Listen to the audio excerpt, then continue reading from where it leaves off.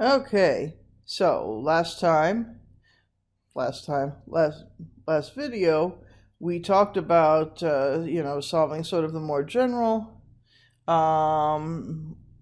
homogeneous Laplace transform, but with all the boundary conditions non-homogeneous. We talked about how we solve for use of 1, use of 2, and then u of xy is obviously going to be the sum of those two. And so today, we're just going to do an example.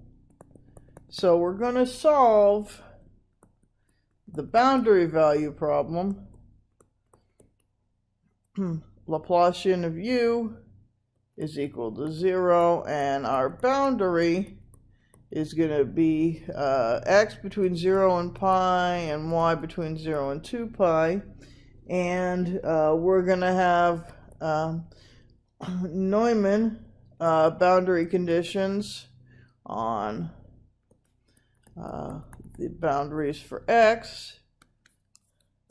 So d partial of u with respect to x at 0 and the partial of u with respect to x at x equals pi are both going to be 0. And for the boundaries in y, mu of x0 is going to be x, and u of x 2 pi is going to be cosine of 5x. So we'll have Dirichlet boundary conditions there. All right, so we'll do our usual using separation of variables.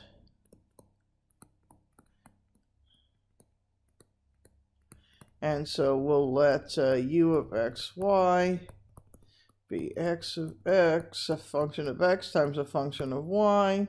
And we've sort of already done this, but just to remind you, because it's been so long, depending on when you watched the previous video.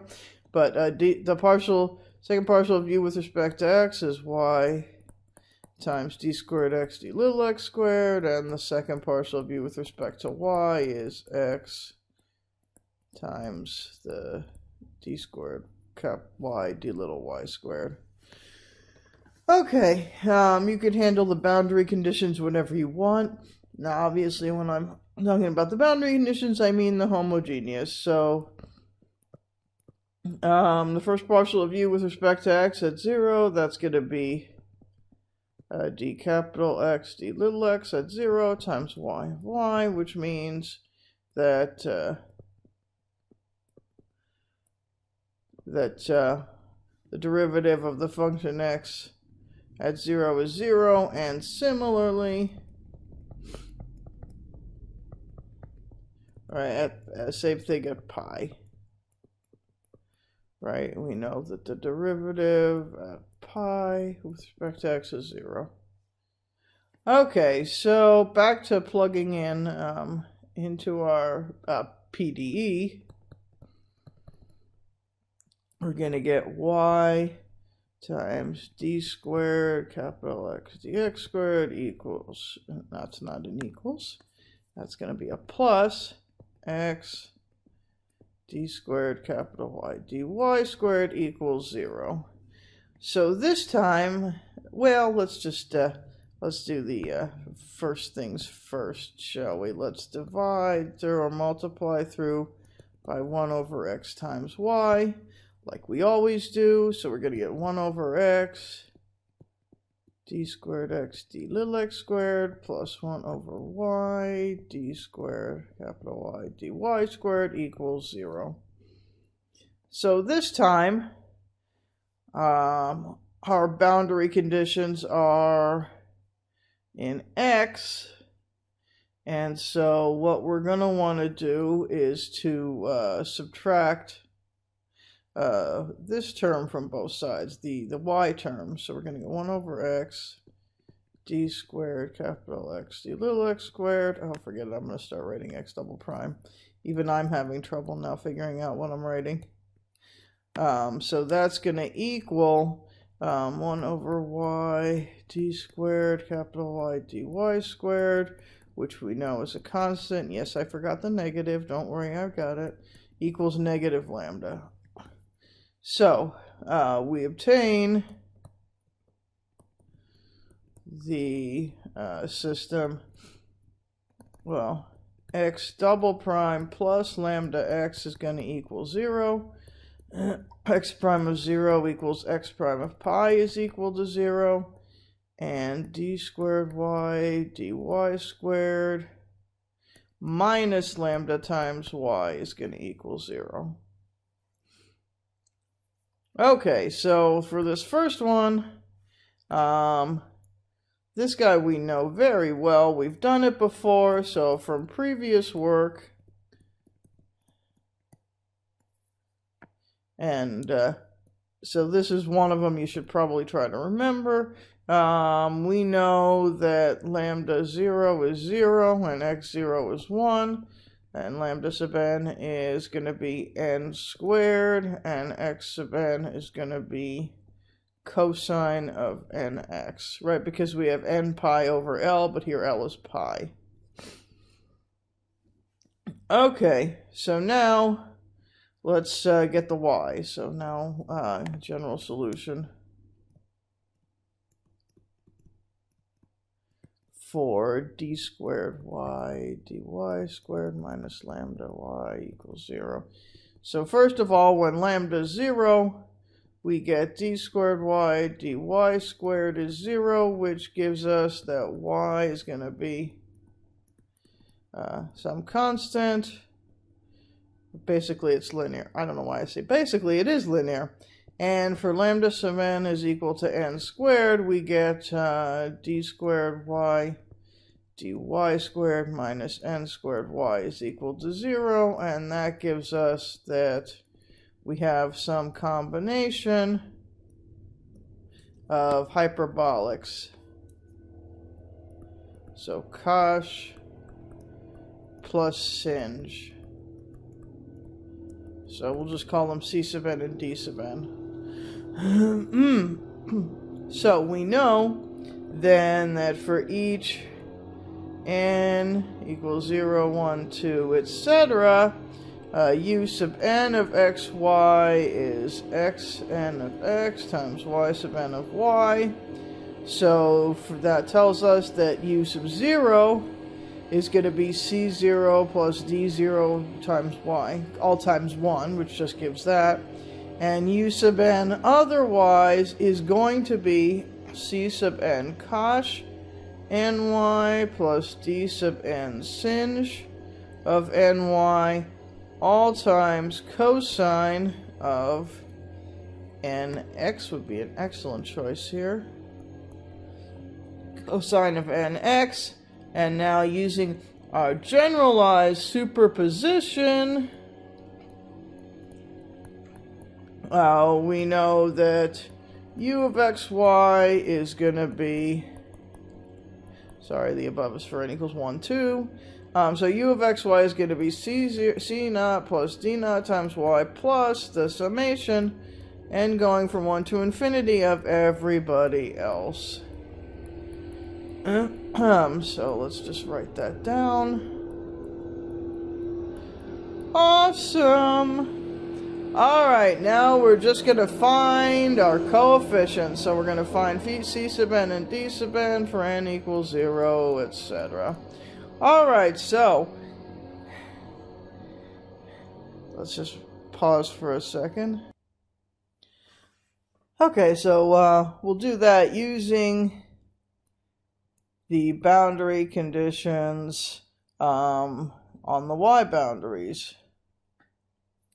So at y equals 0 and y equals 2 pi. All right, we'll do the easy one first, relatively speaking, which is 0. So if we looked, u of x0 was equal to x, so I have when I plug in y equals 0, I get c naught plus summation n going from 1 to infinity, c sub n cosine of nx. So this tells us what? if you said that the right-hand side must be the Fourier cosine series of x, of the function f of x equals x, on 0 pi, you would be absolutely correct. All right, so things to remember here is to recall that this then is going to be equal to a naught over 2. And then this is just simply a sub n.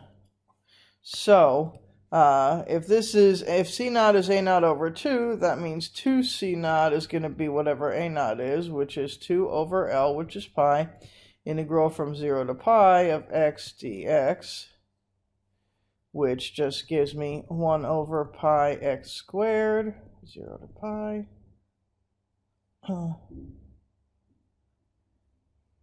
Right, which is pi. So C naught is just pi over 2. Awesome. Now C sub n is going to be a naught, which is 2 over pi integral from 0 to pi x cosine of nx dx. And yes, you're right, we get to use our very favorite integration by parts. So u is equal to x, du is dx, dv is cosine nx dx, v is negative 1 over n sine of nx. No, that's not right. V is 1 over n sine of nx. Alrighty then. Plug and play. So we get 2 over pi times x over n sine of nx, 0 pi, minus the integral 0 to pi, 1 over n sine of nx dx. Alright, so this gives me 2 over pi times, well, I guess that term's gone. Negative, two negatives make a positive, so we were gotten 1 over n squared cosine of nx. Evaluate at the limits. So I'm going to get 2 over pi n squared times cosine of n pi minus 1, which is 2 over pi n squared times well, negative 1 to the n minus 1, or however you feel like doing this. Whatever makes you happy makes me happy. I'm very easygoing. Yeah, right. All right, so now we get to play the other boundary. So we have that, hold on a second, I didn't memorize the boundary conditions. Fortunately, I have them written down. So we know that cosine of 5x is equal to u of x pi. So I have c0, which is pi over 2, plus d0 times 2 pi, plus the summation n going from 1 to infinity of c sub n, I'll just leave it as c sub n for right now, cosh of ny plus, where y is 2 pi, cosh of 2 pi n plus d sub n sinh of 2 pi n cosine of nx. Okay, so we get a little bit of a break here because since the left-hand side, well, actually I lied, I have to do a little bit more. My bad, so sorry. So we need to subtract the pi over 2 from both sides first, so that we have everything that's determined on the left and everything that's not determined on the right. So I'm going to get a negative pi over 2 plus cosine of 5x is equal to 2 pi times d naught plus the summation n going from 1 to infinity, c sub n cos 2 pi n plus d sub n sinh 2 pi n cosine of nx. Now, this guy we can view as a finite series, right? Because it's only got 2 terms. So since this is finite, right, we get to do what we usually do. We can just equate coefficients to find the d sub n's. By the way, this problem really does end, as you hopefully can tell. All right, so first of all, we see that we have a constant term, so we can use that. We'll take care of the constant first. So we have negative pi over 2 is equal to, so that's at n equals 0, 2 pi times d sub 0, which gives me that d sub 0 is negative 1/4. Now the only other one we're going to have is n equals 5. So for n equals 5, we're going to have c5 cos 10 pi plus d5 sinh 10 pi has to equal 1. So c sub 5 is pretty easy to compute. This guy is 2 over pi times 5 squared, which is 25, times negative 1 to the fifth minus 1. And cosine 10 pi is cosh of 10 pi is just cosh of 10 pi, because we have no clue what that is. Plus d sub 5 sinh of 10 pi equals 1. Okay, so that's a negative 2, so I get a, I feel like a negative 4 pi over 25 cosh 10 pi plus d sub 5 sinh 10 pi equals 1, which gives me that d sub 5 is going to be 1 over sinh 10 pi times 1 minus 4 pi over 25 cosh, probably would be a plus would be better, cosh of 10 pi. So finally, plugging everything in, my solution is u of xy is pi over 2 minus 1/4 y. D sub n is 0 for n not equal to 0 or 5, by the way. Minus 1/4 y plus 1 over sinh 10 pi times 1 plus 4 pi over 25 cosh 10 pi times sinh 5y plus summation n going from 1 to infinity of, what was c sub n again? 2 over pi n squared times negative 1 to the n minus 1 cosh of ny times cosine of nx. And that's all she wrote. So hopefully this will this clarifies things, will help you on your homework, and stay safe, everybody.